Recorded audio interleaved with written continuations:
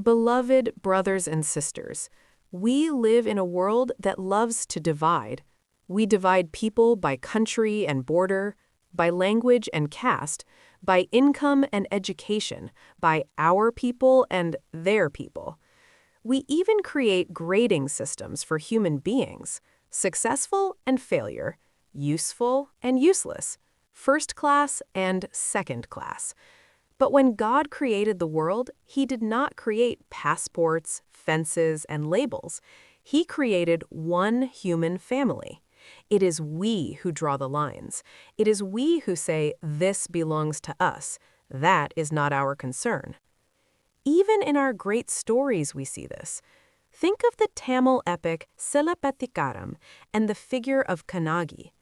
A king, a court, a city, all convinced they are right, and a poor widow standing alone with the truth in her hands. Everyone has their system, law, power, authority, but Kannagi cannot accept a world where an innocent man is condemned and the powerful walk away. Her heart refuses to be indifferent in front of injustice. Brothers and sisters, indifference is never neutral. Doing nothing in the face of evil is never safe. In today's gospel, Jesus shows us the final line that will be drawn. When the Son of Man comes in His glory and all the angels with Him, then He will sit on His glorious throne. All the nations will be gathered before Him, and He will separate people one from another as a shepherd separates the sheep from the goats. This is not a side teaching. This is the climax of His public preaching. And what happens? A separation. Not between religious and non-religious, not between Jews and Gentiles, not between churchgoers and outsiders, but between sheep and goats. And the difference is startlingly simple. I was hungry, and you gave me food. I was thirsty, and you gave me drink. I was a stranger, and you welcomed me. Naked, and you clothed me. Sick and in prison, and you visited me. The sheep are shocked. Lord, when did we see you? The goats are equally shocked. Lord, when did we see you? Both groups are surprised. The sheep did not know they were serving Christ. The goats did not know they were neglecting Christ, which means this is not about earning heaven by good works. It is about a heart so transformed by grace that love becomes instinct.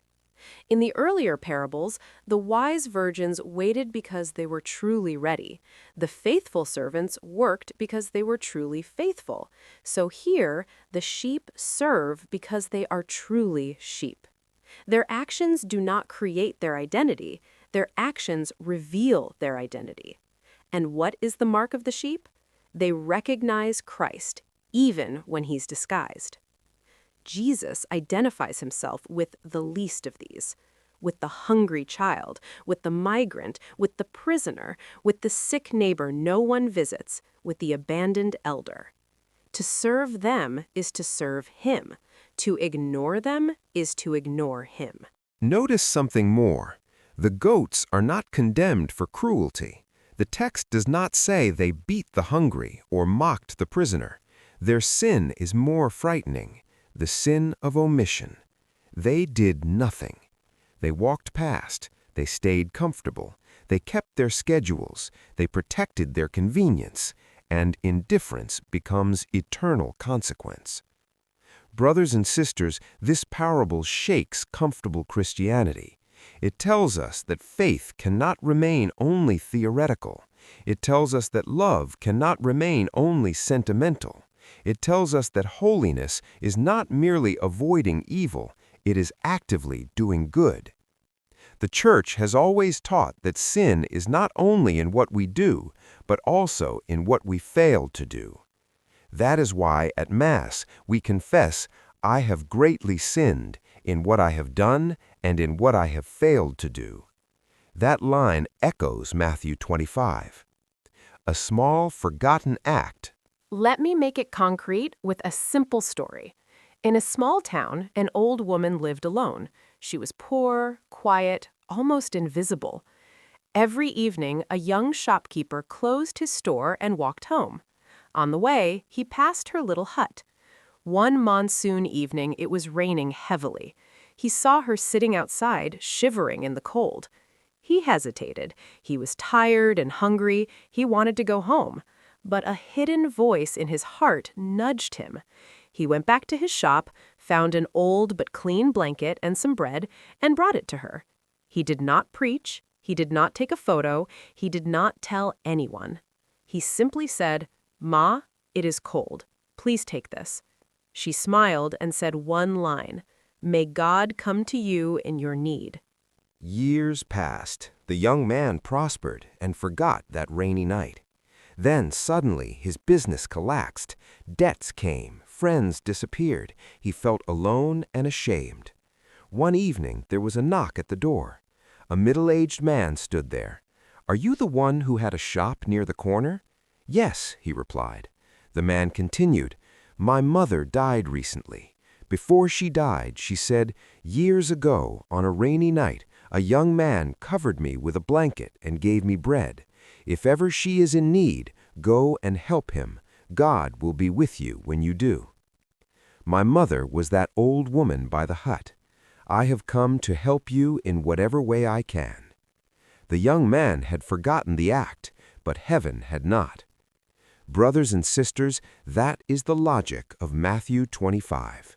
The sheep often forget what they did, but Christ never forgets. Kannagi and the courage not to be indifferent. Now think again of Kannagi. An entire system, king, court, city, stands confidently on one side. A poor woman stands alone, yet she stands for truth. She cannot accept that an innocent man dies unjustly while everyone else remains quiet. In her own epic, Kannagi becomes a sign that indifference is not an option when truth and justice are at stake. If even a pagan epic can show us this, how much more should our hearts tremble when Christ himself says, "I was hungry, I was a stranger, I was in prison, and you did it to me." Kannagi refuses to be silent before injustice. The sheep in the gospel refuse to be indifferent before suffering. In both cases, the message is clear. A heart that has known love cannot stay neutral. Measured by love alone. Where does that leave us? Here's a very honest truth. We're all a little wobbly, 1 foot like a sheep, 1 foot like a goat. We desire holiness, yet cling to comfort. We want mercy, yet hesitate to show it. We admire generosity, yet calculate carefully. This is why grace is not a luxury, it is a necessity. Through the sacrament of reconciliation, through the Eucharist, through daily prayer and the Word, God is patiently reshaping our hearts. The commandments are not chains to kill our joy. As the Church teaches, the gift of the commandments is the gift of God Himself. What God commands, He also makes possible by grace. Grace turns fear into generosity. Grace turns selfishness into service. Grace turns goats into sheep. And here we can remember the great line of St. John of the Cross.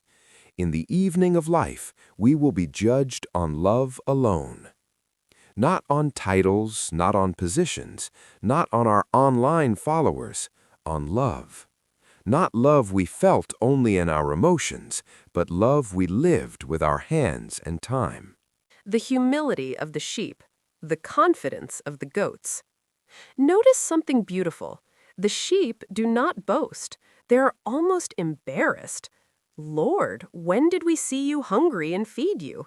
They have such a humble view of themselves that even heaven surprises them. That's a heart shaped by grace. Goodness begins to flow naturally. Compassion becomes a quiet joy. The goats, on the other hand, are very confident. "Lord, when did we see you?" They thought everything was fine. Their conscience felt clean, but they had never allowed their heart to be broken open by love. They may have had good reputations, but they did not have a merciful heart. The real examination. So what is the real question for us today? Not, am I religious enough? Not, do I know enough theology? The real question is, has Christ changed the way I see the vulnerable? When you see the poor, do you see a burden or do you see Christ? When someone in need interrupts your carefully planned day, do you see an inconvenience or an invitation from God? When society discards someone, the migrant, the addict, the prisoner, the elderly parent, do you join the crowd and look away? Or do you quietly draw near? The final judgment is not about livestock, it's about love. And love is always visible. If the last judgment were not far in the future, but today, where would we stand? This question is not meant to terrify us, but to awaken us. Because the judge is also the shepherd. The one who separates is the one who first came to seek us when we were lost.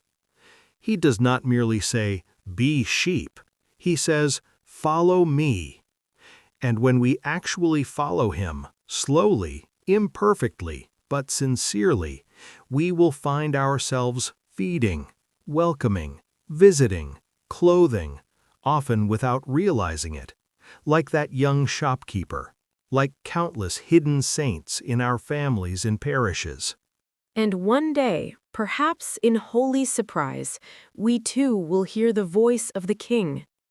Come, you who are blessed by my Father, inherit the kingdom prepared for you from the foundation of the world. Matthew 25:34. Brothers and sisters, may our lives become so shaped by Christ that mercy becomes our instinct and love becomes our reflex. Then, in the evening of our life, when we are measured by love alone, we will not be afraid to look into the eyes of the shepherd. Amen.